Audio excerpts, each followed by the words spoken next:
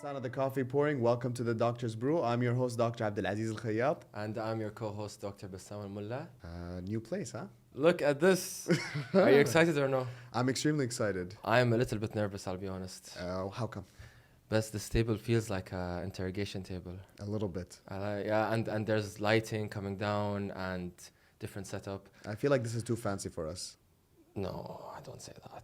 I think we got this. But I feel like me and you, interrogation table, good cop, bad cop. I think we can do it. Well, we need to bring back guests so we can actually be the interrogators. Absolutely. So, Bassam, today we're gonna dive into Doctor's Brew 2.0. Okay. Hype, right? I'm very excited. So what's Doctor's Brew 2.0? What are we doing? So, a lot has been going on with Doctor's Brew. Besides you coming on, we've been doing a lot of different stuff. You broke your hand? I broke my hand. That's been a non-Doctor's Brew thing. Do you like the cast? I do. Actually, it's a very well-made cast. Whoever made this cast, good job. Shout out to Amiri. But yeah, so we're going to talk a little bit about what the Doctor's Brew is going to be doing differently from now on. New stuff we're going to do. But specifically, we're going to be exploring our mission today as it relates to community and the importance of community, especially within medical spaces. So we're going to dive into the importance of community and then wrap up this episode with what Doctor's Brew is going to do to help the doctors of Kuwait within our community. I like all of this very much. So we're going to be talking about community and what we're going to do, especially when it comes to community in medicine. Yes, okay. exactly. Okay. But we're going to bring in some new coffee segments. Are you excited? Look, you know my experience with coffee. I know nothing about coffee. It's horrible. I know nothing about coffee. I will drink it because it tastes nice or because I need to stay up. That's it. You put the brew and Doctor's Brew to shame. I'm not going to lie to you. I really do. It's embarrassing. But I'll tell you something. Over the last few months since I've been here, I've learned a lot about coffee. I've learned that you don't actually need sweetener with all types of coffee. No way. Yeah. Really? Yeah. Who would have guessed? Because it depends on the type of coffee, where you get it from. But some of them are so nice that you actually don't need to add sweetener. Yeah, you shouldn't. Actually, fun fact, when I started drinking coffee in Manchester, I at first was drinking coffee with a little bit of sugar because Cubans actually put a lot of sugar in their coffee. And that's how I started drinking coffee, was Cuban coffee. Okay. But I realized, I was like, this is going to be bad for my future diabetes. So why? But I weaned myself That's off. why I do sweetener. Don't do sugar, Oh, just put sweetener. You get the sweet I can't do without the calories.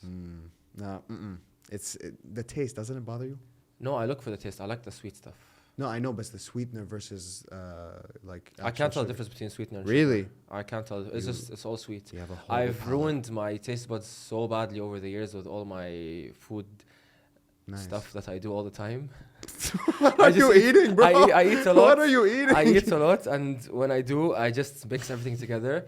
So my tongue does not recognize the difference between the fine taste between the similar stuff, so I can't tell the difference. For It's those either of you, sweet or salty. For those of you watching, Bassam, whenever he likes something, he either loves it or hates it with a passion. So he'll be like, bro, I go go in all the this time. is fire. Okay, so what's the coffee segment? On that note, Yes. we're introducing a new segment that we're gonna do with our future guests. But you are the guinea pig. You're gonna be the. I've always been the guinea pig when it comes to you, huh? You're enjoying this, okay? Sure. Let's do It's it. called "What Coffee Are You?" Okay, so that's how we're gonna dive into everything. Is by starting off with what coffee. Shuf, are you having paper in front of you is stressing me out. This is already not a good You sign. should be stressed. So, before we recorded this episode, we asked Dr. Bassam a few questions. Number one, and I'm not joking, I didn't ask him this, okay? A third party asked him this, and he responded this way, okay? I forgot. We have to. Okay, what's the question? I don't know. For those of you watching, orthopedic surgery resident in Kuwait, Kuwait Board of Orthopedic Surgery, okay? I hope the head of the board is watching this. Know this. What is your favorite specialty? Bassam's answer? Psych. It's true. I like psych. Thank you. If I didn't do orthopedics, I would have done psych. I think I've told you this before. True. The only reason I don't do psychiatry is because I emotionally can't handle it. Okay, why do you have to make this so serious? I honestly, that's the truth. But I actually enjoy Fine. asking questions about people's feelings, their emotions, breaking it down to the nitty gritty, finding out. I agree. I like it. It's fun. It's actually enjoyable. It's amazing. But How do you go from that to breaking bones to reattach them and stuff? That sounded really dumb on my part. That sounded horrible on your part. Yeah, it did. Yeah, Yeah, and you should apologize to all orthopedics I do out there. apologize, orthopedic surgeons. Okay, so that was answer number 1, okay? Number 2, what's your favorite medication or procedure? And his answer was dislocated reductions. No, I said dislocations and reducing them. Okay, But well, because you're psychiatry, obviously you won't even know. I didn't ask you the that question. This was a basic. third party. You Okay, said let me dislocated explain, reductions. I'll explain. What's satisfying about reducing a dislocation is the pop when you hear it come back in. So if you're doing a shoulder and you're doing the specific maneuvers to put the shoulder back in place, when it goes in, there's like a small, especially, and you don't only see it and hear it, but you feel it. That sounds satisfying. I'm not gonna so lie. you pop it back in. That sounds Especially really with satisfying. kids. You know, a lot of kids have pulled elbow. So all you have to do is just. What is it called? The sign when you have. It's it's not a syndrome, but what is it called when kids often they have their arm being pulled? That's called pulled elbow. I know, but there's like another term for it, like I don't know. a fancy. Anyways, I need to study. Mm-hmm. No one watched this. Anyways, I pulled elbow. So when the kids crying, and why are you smiling? And their parents is just no, because the sound. Let me get to it. You're not letting me finish my story. Okay. So this is what happens. A kid comes in, they're crying, their arm is like this, they can't move it, and the parent is panicking. But for us, it's such a simple maneuver to pop it back into place, and the pop's so satisfying. And then a few minutes later, the kid's fine, completely fine, and then that's it. You're done. I could So definitely see that. I like that. Yeah, It's yeah. enjoyable. No, I could see that. The third question: what is your favorite color of scrubs? And I forgot that there was scrubs in this question. I just thought it was favorite color in general. But I think everyone who knows me will know this answer. It's easy. You don't even need to. It's orange, guys. Yeah. It's orange. Like a convict. I actually own an orange pair of scrubs, and every single time I wear them at the hospital, I get relentless abuse from everyone. Yes, deserved. Everyone, Absolutely even patients deserved. sometimes. Absolutely deserved. Everything orange, prisoner, whatever anything that's orange, name it. That's me. Well, based off of that, we ran these questions and answers through ChatGPT so AI. For those of you who don't know what ChatGPT is, and it made a coffee drink for you based off of your answers. So we're gonna try them out. Okay. This is extremely suspicious. Okay. Here you go. All right. Spelling. And then what is it? There you go. That's the whole point. First, take a sip. Don't read the back because it's written there. Oh, okay. I will hide the back. Yeah, hide the back.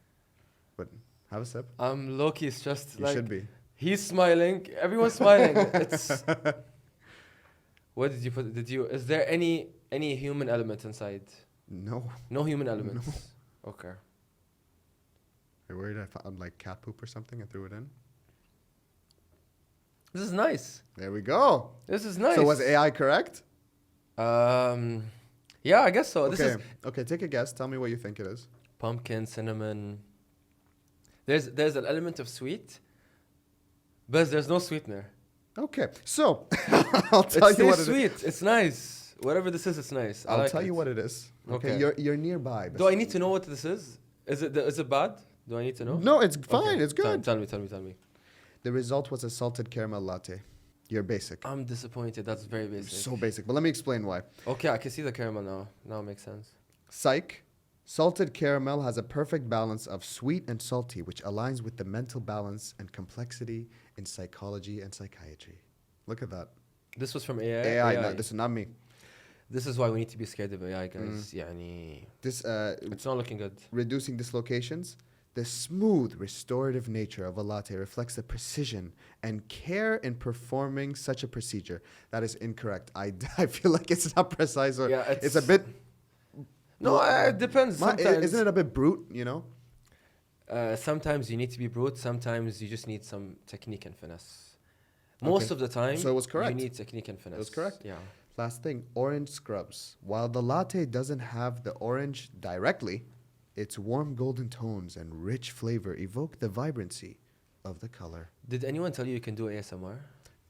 I appreciate that. I really hate enjoyed my you voice. the way you said that just now. I don't know what you said, but I really enjoyed the way you said it. But I like yeah, it. so maybe this is your new drink. So we actually do have your preferred drink, which is a flat white, ready to go, or do you want your salted caramel I'll latte? keep my salt caramel. How many calories is in this? That's a real question.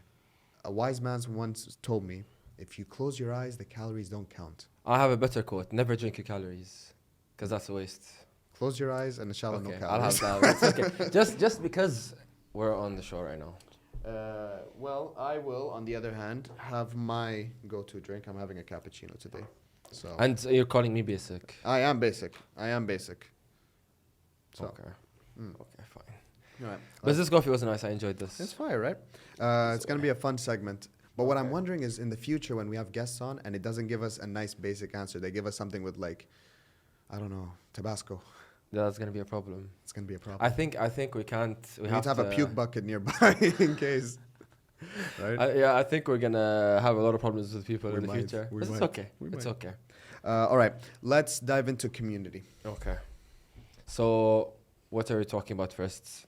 Community Mm. in general. Yeah. Communities in general. The importance. Why are of they community. important? You tell me. I feel like humans, since the start of civilization, their whole point of existence was to form communities. They need each other and depend on each other. What do you think? So I think you're absolutely right. In fact, a lot of like archaeologists say that a lot of movements in mankind has simply been to like unite people. Like our shift from like hunter gatherers into like other form of into actual civilization is because of, again, community, people banding together. There's Okay. something innate about human beings that we seek out community. Why is that though? Is it It's interesting. I think we could break it down to a few things. We have the social element. We are born to talk to other people, to need other people. Yeah. And at the end of the day, I don't think you're ever gonna have enough like all the capabilities in the world to be able to sufficiently run everything you need to run in your life. Whatever part of your life that you're excelling in, you're going to have another part that you're equally weak at. And you're going to need someone else to fill that gap. There is no such thing. We are not solitary animals. You know, we're not meant to be just alone. Majority of animals are actually like this, right? Yes or no? Most I actually don't know. most I don't know. animals form communities. Really? Yeah. I know wolves for sure.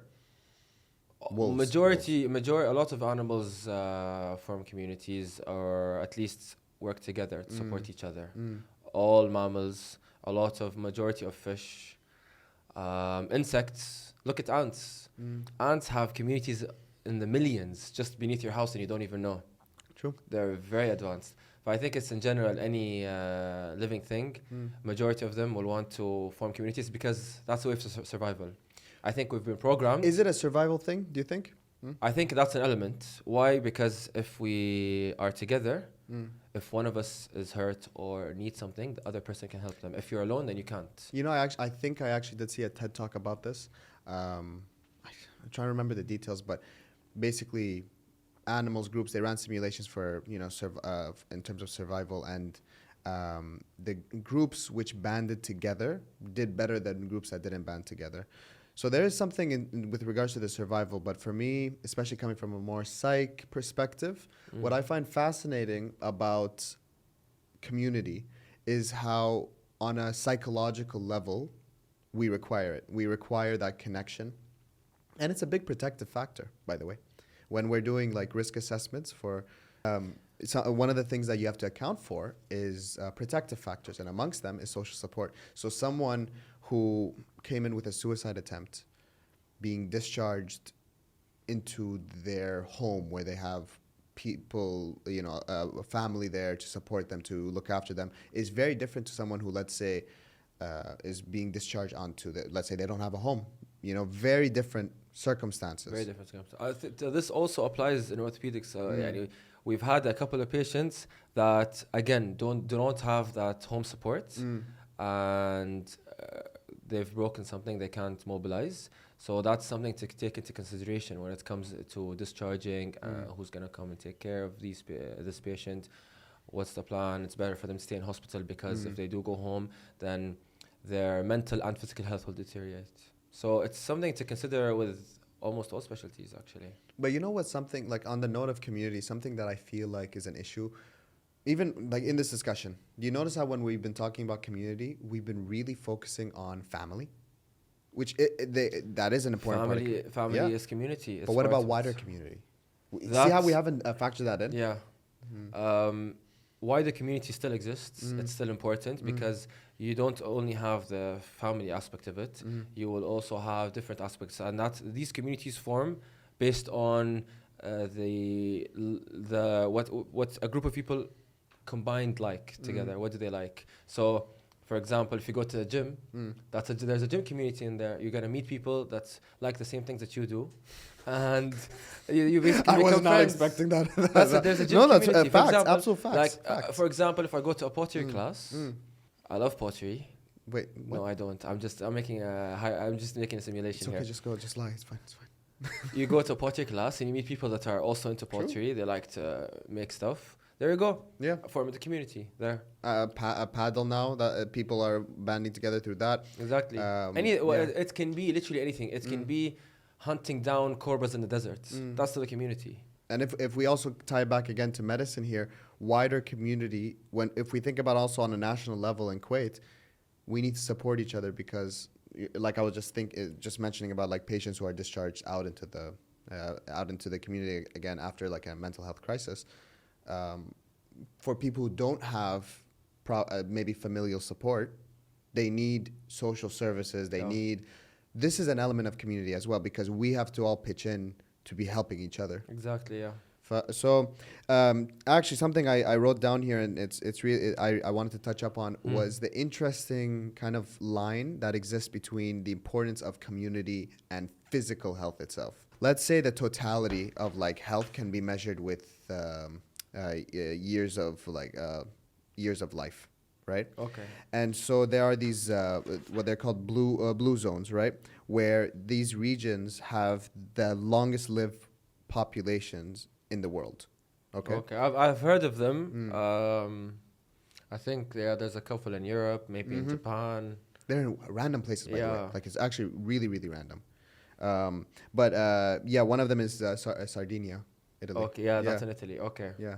But why are they the longest lived? Because of what community? So a lot of research has gone on in exploring these communities, these places, right? To see what factors, what can we learn from them? You know, if they're doing so well, what can we learn so that we can apply to ourselves, to our own spaces, our own countries, our own groups. And one of the consistent factors is a very strong emphasis on social connection and community. So these places where people are living longer, they are literally like the people are more united together. They do things together. Neighbors care about each other. They're not just isolated, forgetting about everybody else. So that's something I actually listened on. I listened to a happiness podcast about like positive psychology called the Happiness Lab by Dr. Laurie Santos, Yale professor. Okay. One of the episodes was actually touching on this, was how it's extremely important to have community and that this is some of the evidence that shows it. Not to mention that, there's, let me pull up some of my trusty He's got evidence numbers, here. guys. He's got numbers on paper. He's done his homework. Good job. So there's a meta-analysis published in, how do you say PLOS Medicine? PL and then the little OS? That's really embarrassing if I'm getting this wrong. Either way. It found that strong social relationships improves odds of survival by 50%. So tying back to what you said at the start there, is that maybe this is a survival thing. If we have to go back evolutionarily. It could be something within our genes. It makes sense from an evolution point of view, is that humans survived longer if they stuck together. It does make sense. Humans that were doing things solo, on average, would not survive as long as humans that are banded together. Absolutely. So that's why all humans start forming communities, and not just humans, everything, even animals. So then let's now, so we've established community is extremely important, and I don't think anybody coming into this episode would say no. Yeah. Right. But can I mention something also about the community part that I think is very important? Like when you talked about the blue zone stuff, Sardinia, Japan, all these places that have Blue zones. blue zones, we have to look into the fact that there are things that are also outside their control that's helping them. So, for example, it's not enough to just have community. You want to have the perfect environment for it. So you need to have correct time and place. So there's no catastrophes happening. There's no war. You see all these things. Yeah. So if there's it's difficult to have a blue zone in a war-torn country. And also weather has to be livable, decent. Well, you have to have resources. I'll challenge you on that one actually, because there are a few blue zones in like Scandinavian countries where like the weather is just worse than Manchester, like just dark. But Scandinavian countries are also very high on depression and suicide.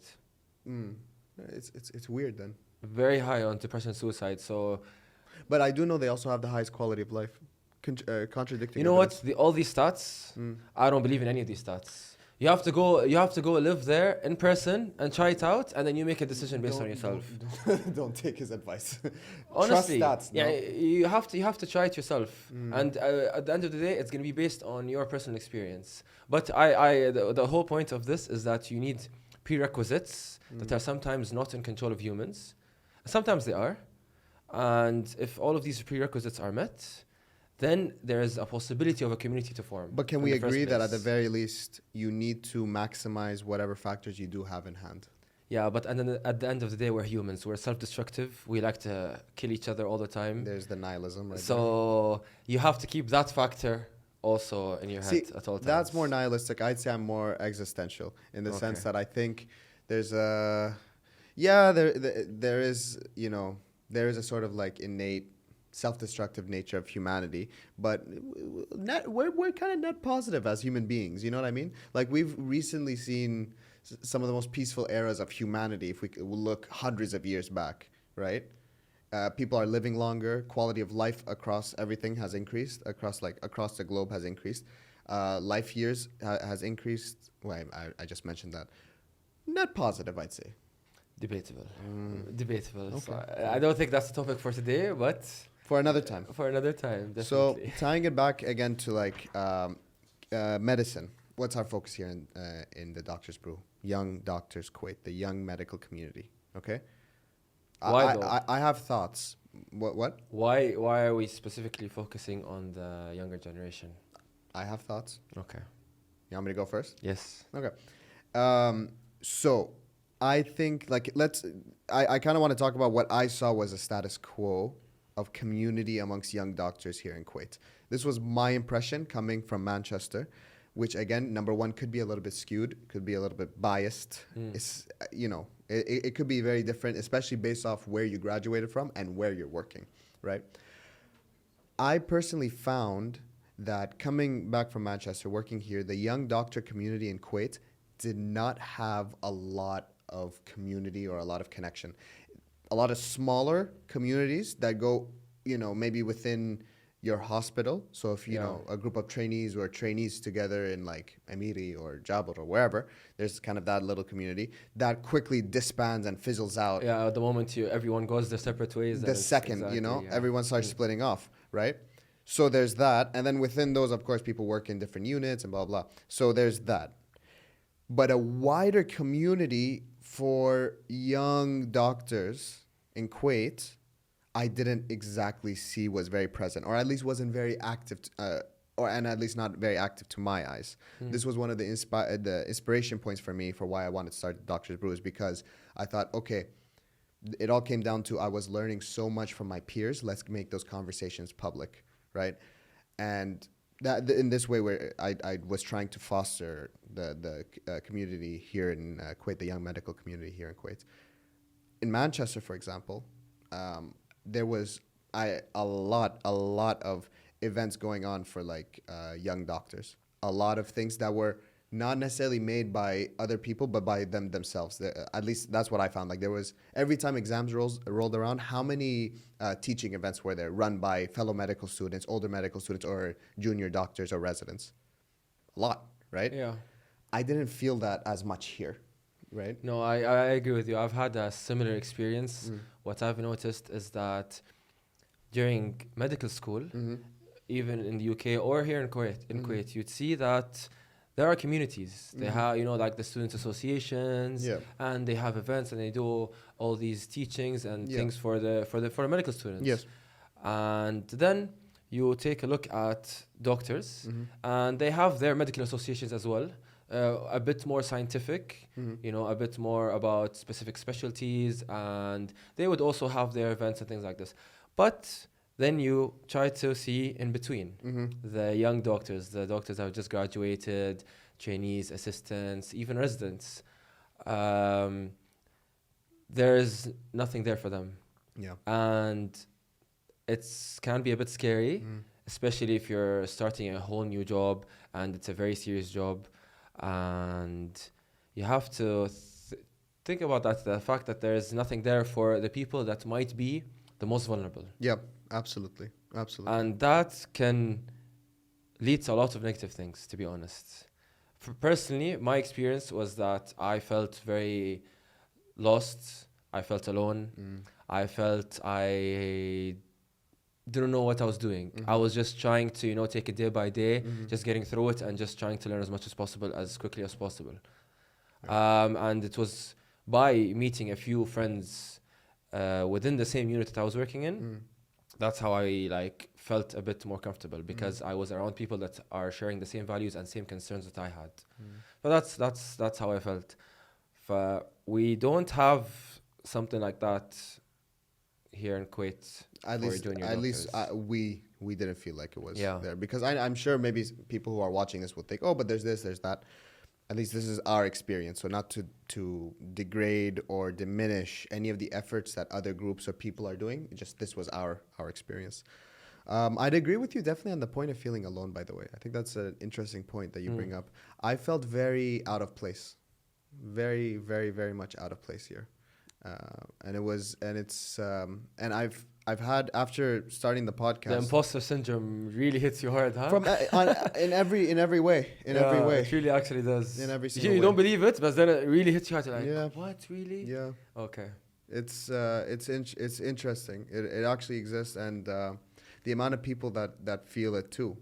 The amount of people who have come up to me with the podcast. And the thing is, you can't, it's hard to say it out loud, because you feel like you're saying something that's making you look weak. And for some reason, there's a stigma that a doctor can't be weak.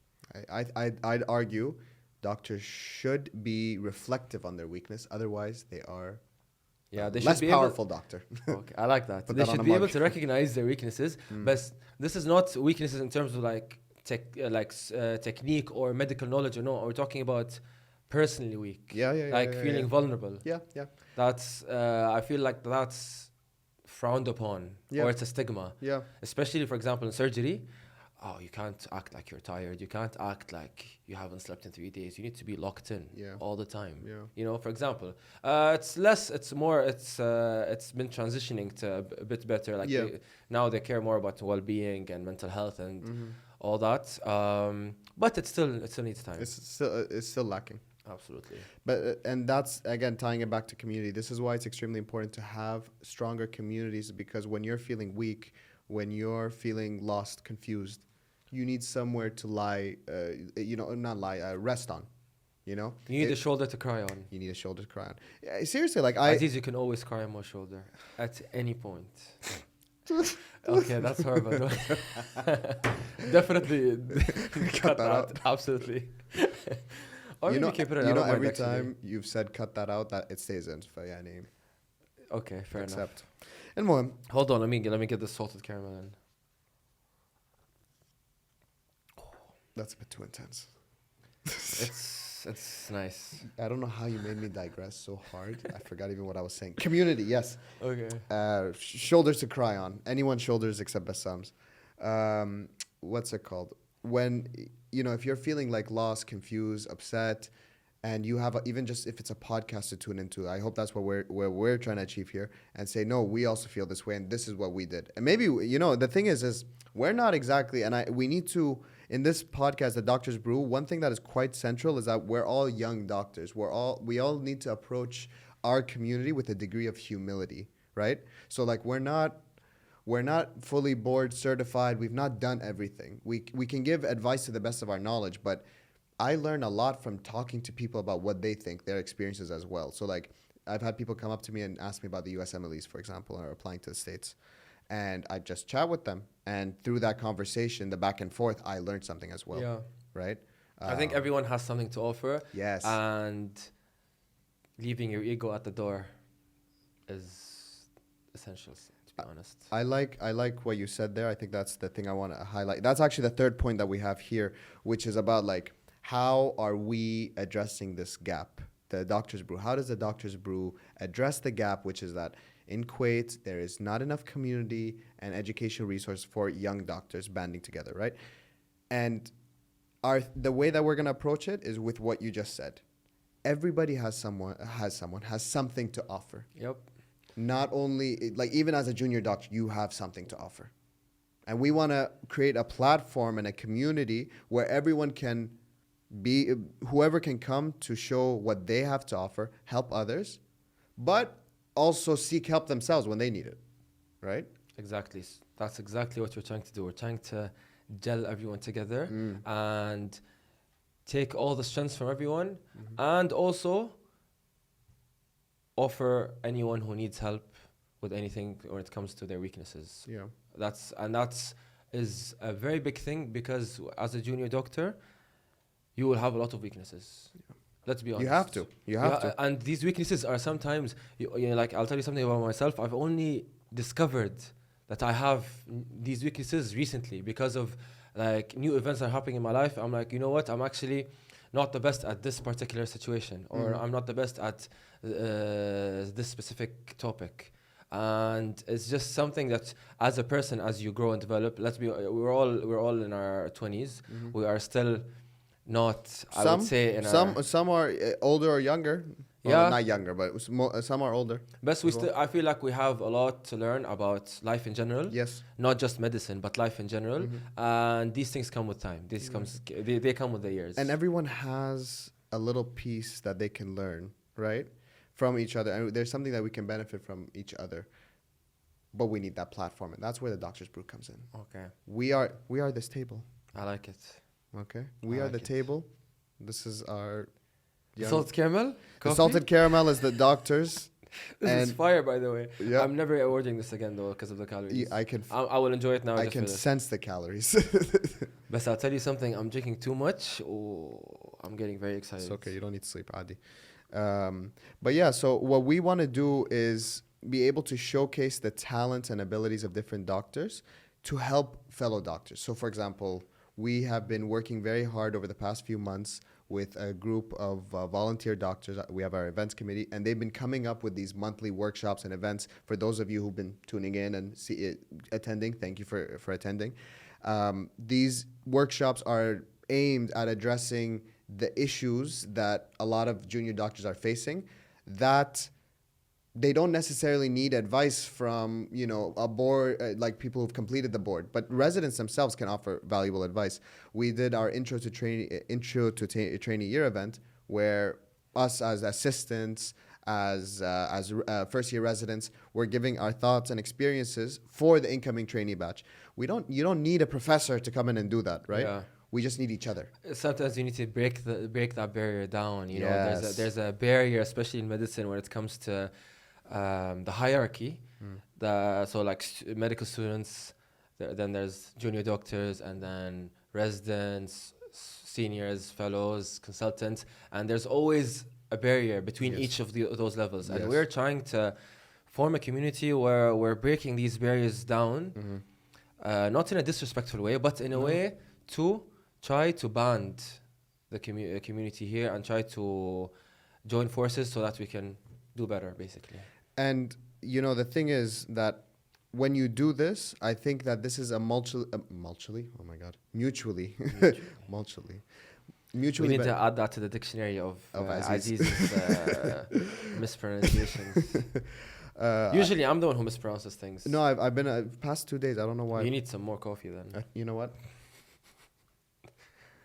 By the end of this, we're both gonna need to use the toilet. We're gonna be tweaking.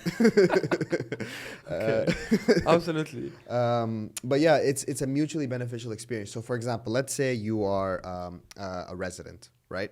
And we're running a workshop for trainees for a given clinical skill or something. By sharing your experience, you then add something. By coming on, helping teach these workshops, running these events, you add on to your CV. You get leadership and teaching experience yourself. And then on the other hand, obviously the incoming trainees are learning something from their peers. And I think what this is also something we don't often talk about, but equally as important, if not more, is you are planting that seed of the importance of community, because then they're primed to think, oh, I'm going to go and teach them. Yeah, they're primed to think this is a good thing. I'm going to do it again and again. Yes. And I want to be a part of this. And medicine always needs new people. And it always needs to be better, and it's always going to be harder. So this is how we keep the machine running. When you do the snowball and it just keeps snowball affecting, Yes. going bigger, bigger. Exactly. So just to summarize a little bit of the things that we're going to be doing within our platform of Young Doctors, we are going to be, again, keeping up with this podcast. I know we've shifted gears a lot. We have tried out different things, but we're going to be moving more towards having one strong, well-researched episode a month with an expert guest. So I'm the expert guest. I'll call you guest. We'll leave the expert part out for you. Absolute disrespect. Absolute. But yeah, so we're going to keep up with our podcast because we want to talk about the things that are important to our audience. Then we're going to keep up with our regular monthly workshops.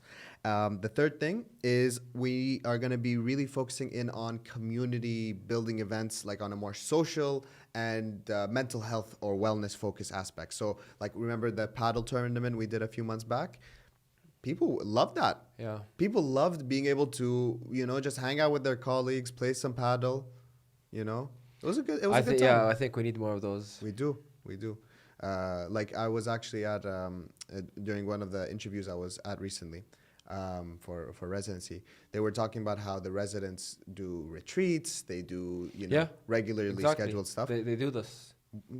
Kuwait is tiny. The young doctor community in Kuwait, we can band together, do a lot of fun stuff. We're cool people. No? Yeah, I mean, I'd say I'm cool. I don't know about you. Okay, cap. Especially with that cast. And the last thing that we're going to also be focusing in on is volunteering opportunities. So for volunteering opportunities, a lot of our events we run are fueled by volunteers. So we're always going to be encouraging volunteers to be coming on to run these events, think them up, do them.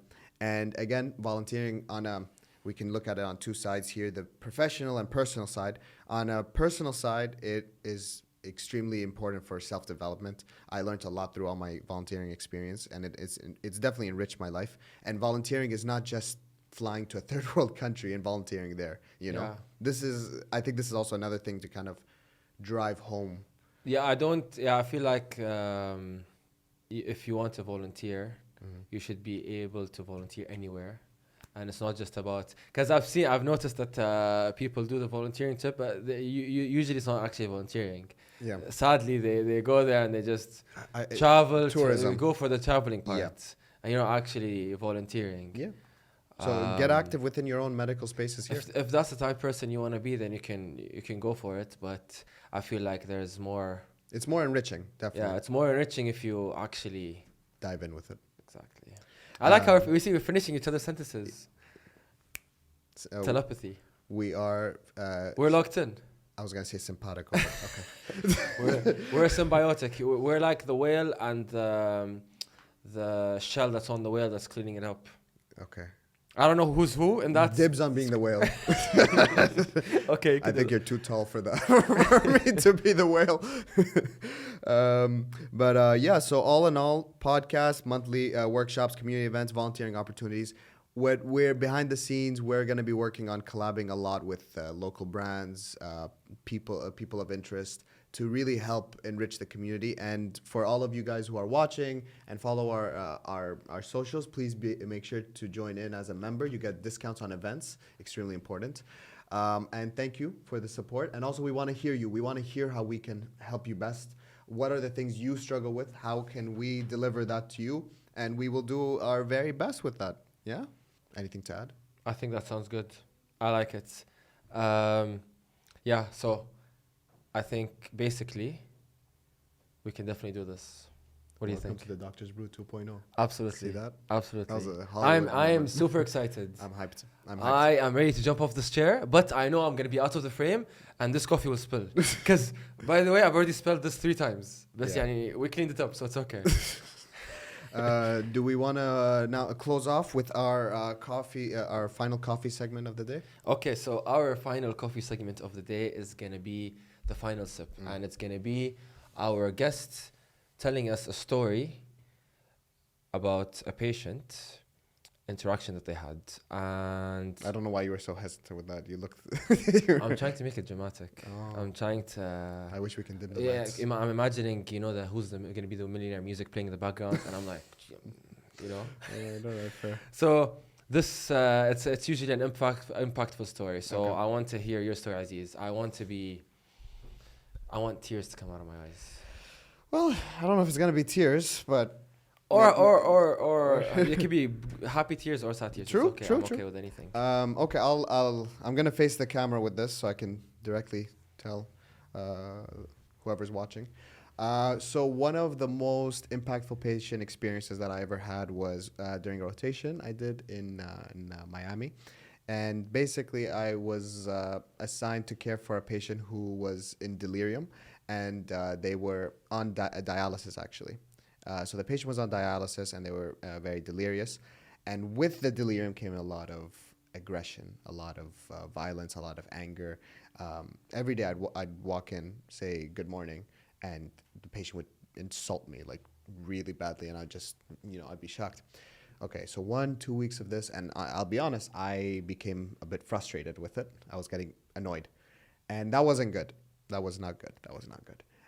So I actually took that moment when I was getting frustrated. I decided, you know what? Let me go ask the residents, one of the senior residents that was on the team, about their perspective, because they were very psychoanalytically inclined, and I was curious to see what's going on here. How can I do better? Because I don't want to feel frustrated towards my patient. Right?